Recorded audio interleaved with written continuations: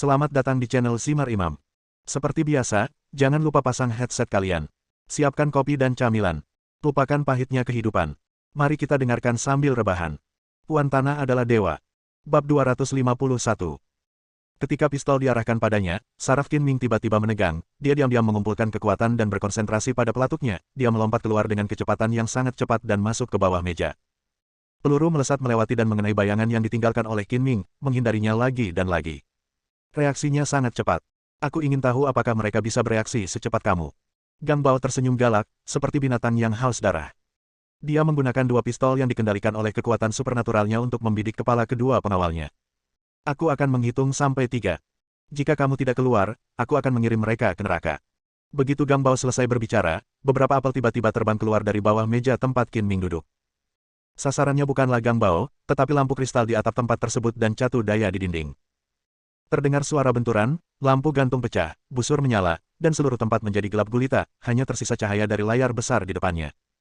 Tidak ada gunanya, 1, 2. Tepat ketika Stelstorm hendak meneriakkan, 3, 2 tangan besar muncul dari udara tipis di sampingnya, seperti hantu. Sebuah pisau palem dengan cepat melewati celah antara tangan Gang Bao yang memegang leher Ji Rumeng dan leher putih indah Ji Rumeng. Pisau itu terlepas dari tangan besar Gang Bao dan menyelamatkan Ji Rumeng. Pada saat yang sama, pisau palem lainnya menghantam Stelstorm dengan keras di bagian belakang lehernya. Gerakan kedua tangan dilakukan sekaligus, secepat kilat, dan selesai dalam sekejap mata. Gang Bao tiba-tiba merasakan sakit yang menusuk di lehernya, penglihatannya menjadi hitam, dan dia langsung pingsan. Pistol yang melayang di sekitarnya kehilangan kendali dan jatuh ke tanah satu demi satu. Dia juga orang dengan kekuatan super. Situasi di lapangan berubah begitu cepat sehingga Malzahar terkejut. Dia melihat Qin Ming muncul dari udara seolah-olah merobek kegelapan, melumpuhkan Stelstorm, dan menyelamatkan para sandera. Orang tua, hanya kamu yang tersisa. Untuk menghindari malam panjang dan mimpi buruk, atau Malzahar masih memiliki trik yang belum terpakai, Qin Ming melompat keluar secepat kilat dan membuat Malzahar pingsan dengan pukulan telapak tangannya.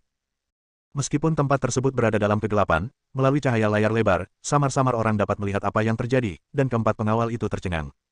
Cepat temukan tali dan ikat kedua orang ini, kata Qin Ming kepada pengawal itu. Adapun cara menghadapi Malzahar dan Stelstorm, Qin Ming pusing. Jika dia membunuhnya secara langsung, dia pasti akan memiliki dendam dengan Nirwana. Bahkan jika dia tidak takut dengan organisasi misterius Nirwana, hari-hari ini berbeda dari masa lalu. Selain itu, keluarga Melanrai juga berharap dapat menanyakan pertanyaan tentang kehidupan kepada kedua orang tersebut. Untuk saat ini keberadaan batu tersebut belum bisa dibunuh. Dua pengawal tetap berjaga, sedangkan dua pengawal lainnya pergi mencari tali dan melaporkan situasinya kepada kapten. Bangun, Guntur, hujan, pulanglah dan ambil pakaianmu. Qin Ming membangunkan Ani dengan menelepon dan menepuknya. Ada apa denganku? Ani membuka matanya dengan mengantuk, tidak tahu kenapa. Kamu dihipnotis, dan orang yang merebut batu kehidupan juga muncul, tapi dia ditundukkan olehku. Qin Ming hanya menjelaskan, beritahu orang-orang di keluarga Melanrui untuk membereskan kekacauan ini. En menggelengkan kepalanya dan sadar kembali. Melihat sekeliling, dia menemukan bahwa dia tidak hanya tidak sadarkan diri, tetapi semua tamu di ruangan itu juga tidak sadarkan diri. Dia tidak punya waktu untuk bertanya lagi dan buru-buru menelepon para tetua keluarga Melanrui. Nona Ji, bangun. Qin Ming berbalik dan membangunkan Ji Rumeng lagi. Ji Rumeng bangun dengan tenang dan berbicara dengan Ani. Saya juga merasa pusing dan tidak mengerti kenapa tiba-tiba saya koma. Setelah dia terbangun sebentar, tiba-tiba dia merasakan sakit di lehernya dan batuk beberapa kali. Apa yang terjadi? Apa yang terjadi? Seseorang menyerang tempat tersebut. Anda semua tercengang, tetapi gangster itu telah ditundukkan dan semuanya baik-baik saja. Qin Ming menjelaskan dengan sederhana, Nona Ji, pelelangan telah selesai. Anda harus kembali dan istirahat lebih awal.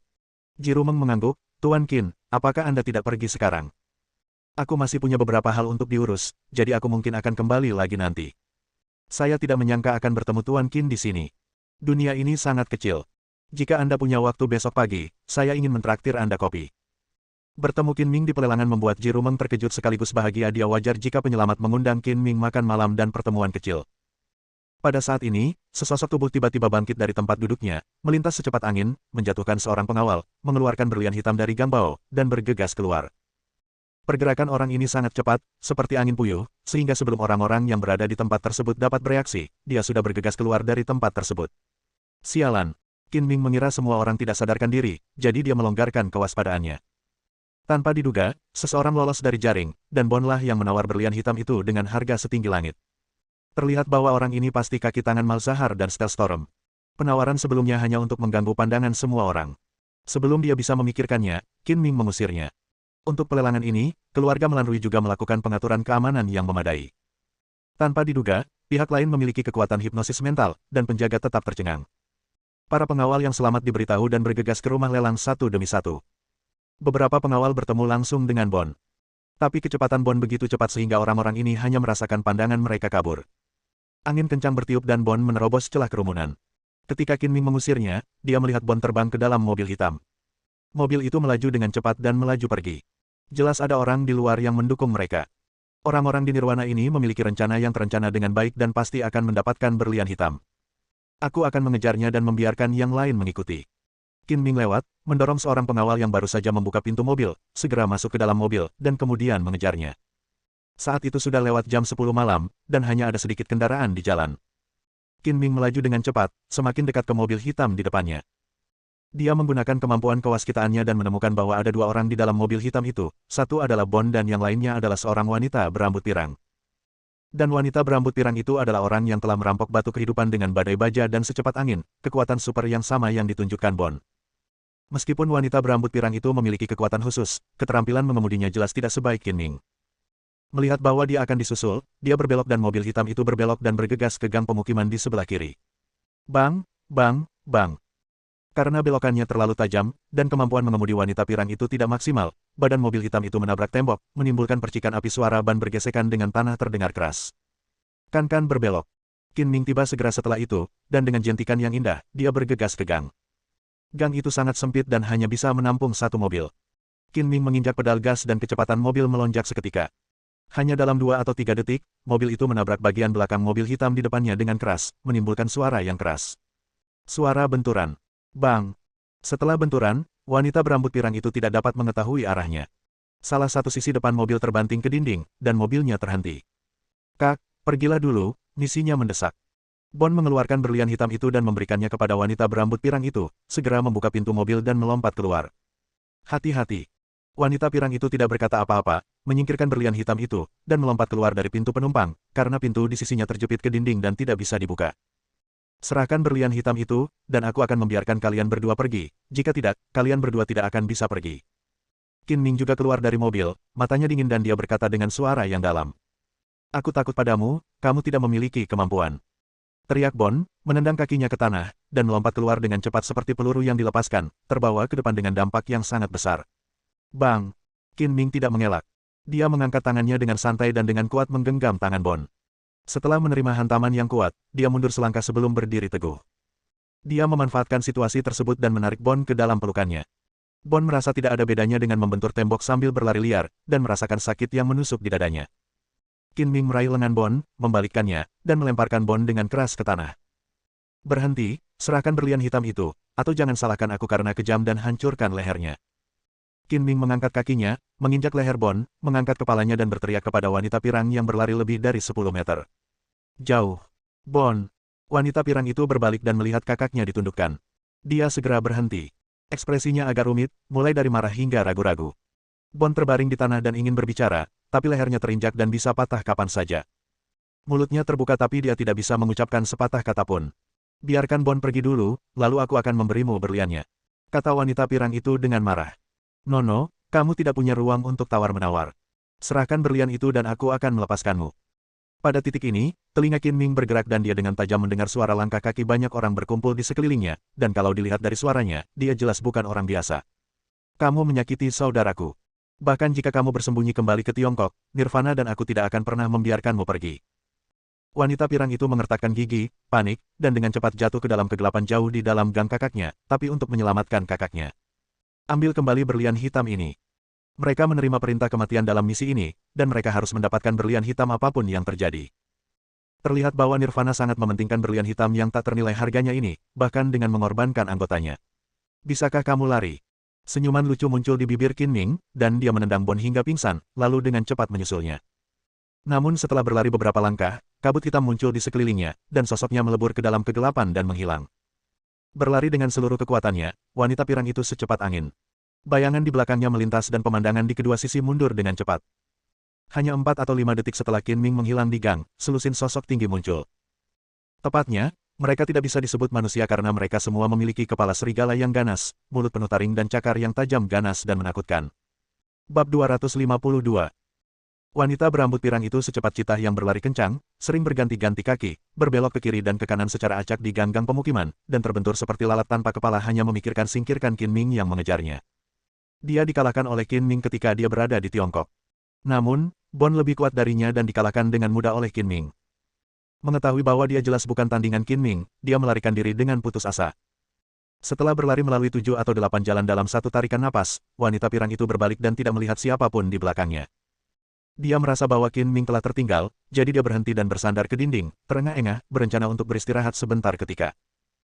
Berpikir bahwa hidup dan mati kakaknya tidak diketahui, mata wanita pirang itu menunjukkan tatapan kebencian yang dingin, dan dia mengertakkan gigi dan berkata pada dirinya sendiri, "Ben, saat aku menyerahkan berlian hitam itu kepada komandan, aku pasti akan bertanya pada komandan untuk mengirim seseorang untuk membalaskan dendammu.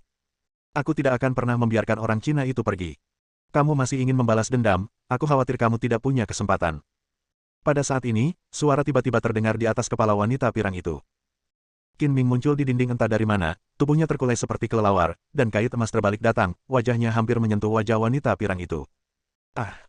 Sebuah wajah tiba-tiba muncul di depannya, dan wanita pirang itu berseru ketakutan.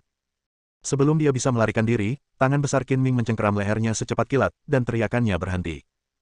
Wanita pirang itu tiba-tiba merasakan sakit yang menusuk di lehernya yang hampir putus, dia kesulitan bernapas, dia secara naluriah mengangkat tangannya dan meraih pergelangan tangan Qin Ming, mencoba membukanya. Tapi tangan Qin Ming seperti mantra yang ketat, dan dia tidak bisa melepaskannya. Tidak peduli seberapa keras dia mencoba, dia tidak bisa melepaskan diri, dan wajahnya memerah karena menahannya. Jangan sia-siakan usahamu. Serahkan berlian itu dengan patuh. Aku tidak suka membunuh wanita. Jika kamu mencari kematian, maka aku tidak keberatan membuat pengecualian untuk membantumu. Qin Ming berbalik dan jatuh, cepat mengganti tangannya dan meraih pergelangan kaki wanita pirang itu, dan memegangnya padanya. Dia mengangkatnya dan menggoyangkannya beberapa kali, dan sebuah berlian hitam jatuh. Sebelum berlian hitam itu jatuh ke tanah, Qin Ming dengan lembut mengambilnya dengan kakinya, dan berlian hitam itu terbang lagi. Kemudian dia melemparkan wanita pirang itu keluar dengan tangannya, dan mengangkat tangannya untuk meraih berlian hitam itu di udara, tepat pada waktunya untuk menangkap berlian hitam yang berjatuhan lagi. Bang! Wanita pirang yang terlempar itu merobohkan tempat sampah di pinggir jalan dengan keras dan berguling ke tanah, tampak menyedihkan. Saya tidak membunuh orang itu.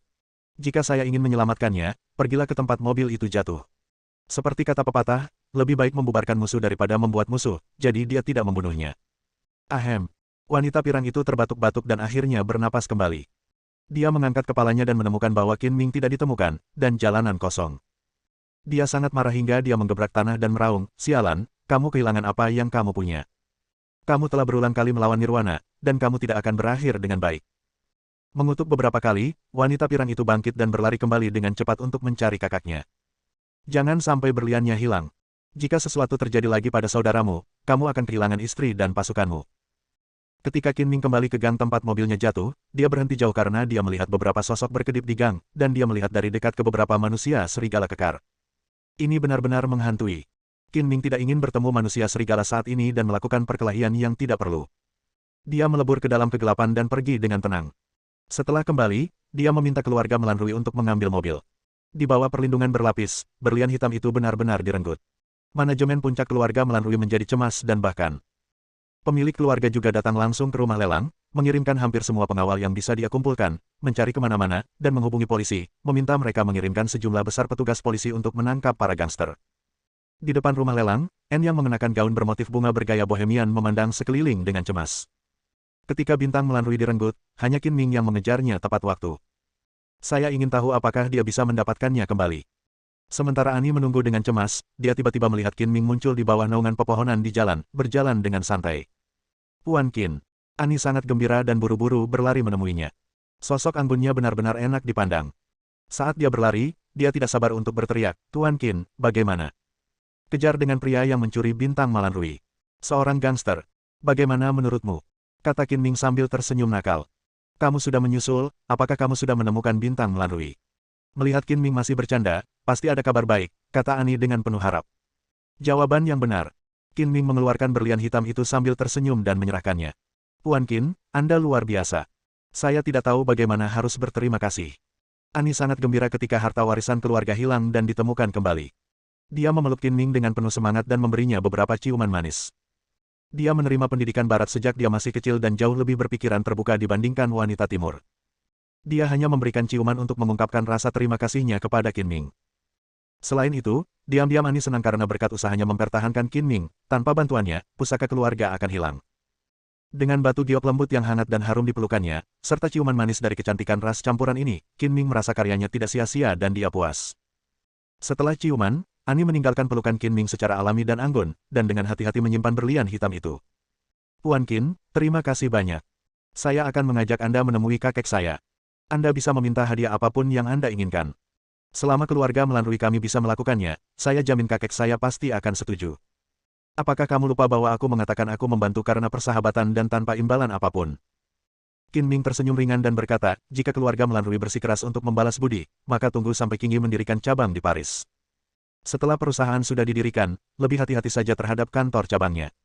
En mengagumi, Tuan Qin, Anda adalah orang paling acuh tak acuh yang pernah saya lihat yang tidak peduli pada ketenaran dan kekayaan. Keluarga Malanrui kami bertanggung jawab atas lokasi dan ruang kantor cabang Nona Gu di Paris. Saya kira tidak ada yang salah dengan saya. Ini sudah larut. Saya harus kembali. Qin Ming tidak ingin bertemu keluarga Malanrui karena terlalu merepotkan.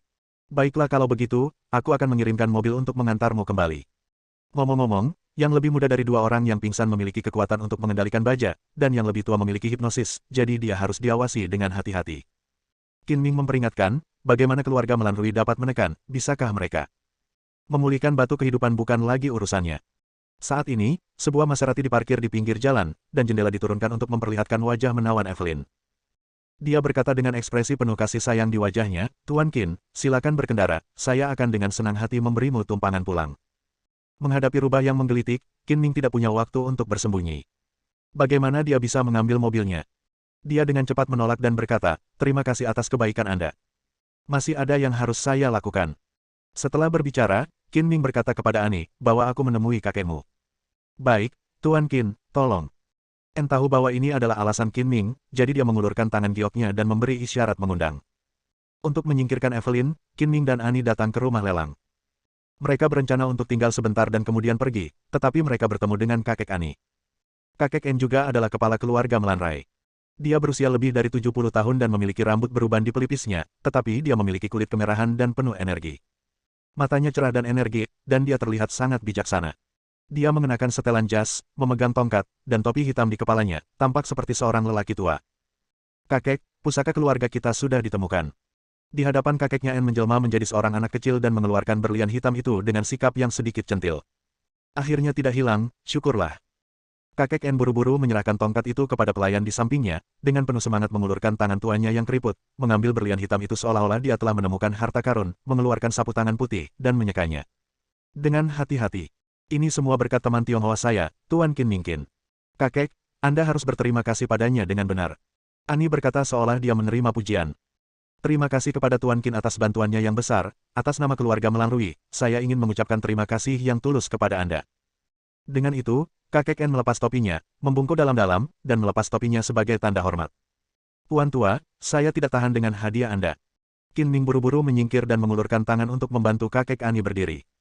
Tuan Qin, Anda sangat rendah hati. Berlian ini sangat berarti bagi keluarga Melanrui. Jika Anda dapat membantu kami memulihkannya, Anda adalah dermawan keluarga Melanrui. Tuan Qin, saya pasti akan membalas kebaikannya dengan segenap kekuatan saya.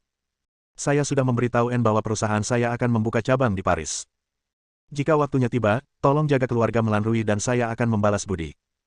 Oke, jika keluarga Melanrui bisa melakukannya, mereka pasti akan melakukan yang terbaik untuk membantu. Kakek Ani memandang Qin Ming dengan kekaguman di matanya dan memujinya tanpa ragu-ragu. Tuan Qin benar-benar muda dan menjanjikan, ia terpelajar dan berakal sehat. Sudah lama sekali aku tidak bertemu dengannya dengan pemuda sepertimu. Setelah bertukar beberapa kata, Qin Ming berkata, ini sudah larut, jadi saya tidak akan mengganggumu lagi. Tuan Qin dipersilakan mengunjungi keluarga Melanrui kapan saja. Minta Ani untuk mengantarmu kembali, kata kakek Ani dengan hangat dan ramah. Setelah mengucapkan selamat tinggal kepada lelaki tua itu, Qin Ming dan Ani meninggalkan pelelangan dan masuk ke dalam mobil Renault tua. Penampilannya tidak berbeda dengan mobil klasik di film. En memperkenalkan, mobil ini adalah mobil favorit kakek saya. Dia mengendarainya setiap kali keluar. Tidak pernah diubah selama beberapa dekade. Tampaknya kakekmu masih seorang lelaki tua yang bernostalgia dan hemat, yang jarang terjadi. Semangat ini patut dipelajari oleh generasi muda kita. Desah Qin Ming. Dengan sumber daya keuangan keluarga Melanrai, mereka mampu membeli semua jenis mobil mewah di dunia. Namun, Kakek N tidak mengganti mobilnya selama beberapa dekade, yang menunjukkan betapa rendah hatinya dia, tidak seperti sebagian orang yang tidak mengetahuinya. Bahwa mereka kaya. Siapa nama belakangnya? Kakek adalah seorang lelaki tua yang terkadang tegas dan terkadang manis. N tersenyum seperti sekuntum bunga, dan terlihat bahwa dia memiliki hubungan yang baik dengan kakeknya, jika tidak, dia tidak akan menggodanya di belakang punggungnya seperti ini lagi. Melihat senyuman menawan dari kecantikan ras campuran ini, Qin Ming tidak bisa tidak memikirkan adegan di mana dia secara tidak sengaja bertemu dengan Ani yang sedang mandi tadi malam, dan senyuman jahat muncul di sudut mulutnya. Bersambung.